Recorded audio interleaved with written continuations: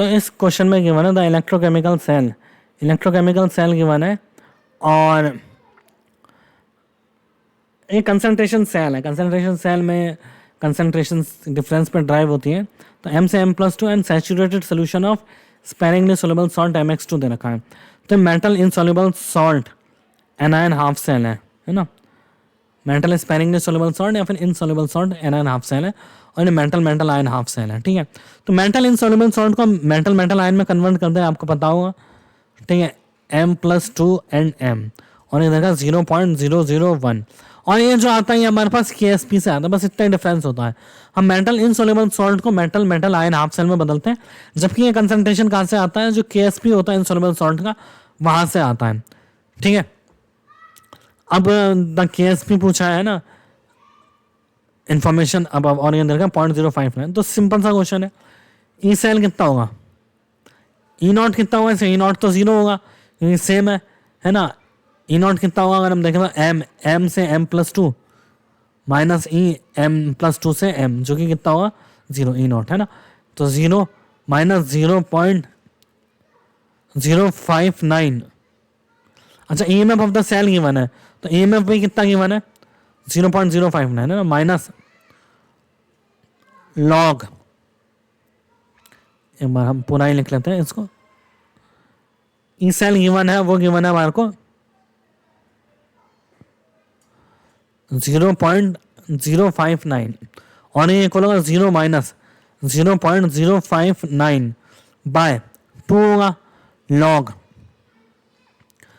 अब यहाँ पे जो m+2 आएगा ये KSP वाला आएगा, m+2 से m+2 बदल रहा है, जबकि m+2 0.001 और ये है KSP वाला है ना। तो KSP वाला बोलने की जगह में इसको बोलते हैं m+2 है ना, m+2 है ना, from soluble salt upon 10 to the power -3 है ना, 10 टू द पावर -3 मोल पर डेसीमीटर क्यूब है ना, 10 टू द पावर -3 हो गया।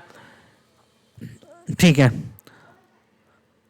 अब ये 0.059 से गया तो ये हो गया -2 इक्वल्स टू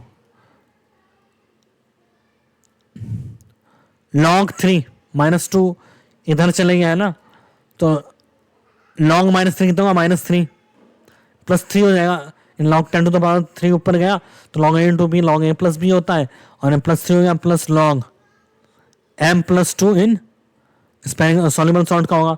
तो m+2 आ रहा है हमारे पास 10 टू द पावर -5, तो m+2 आ रहा है हमारे पास 10 टू द पावर -5।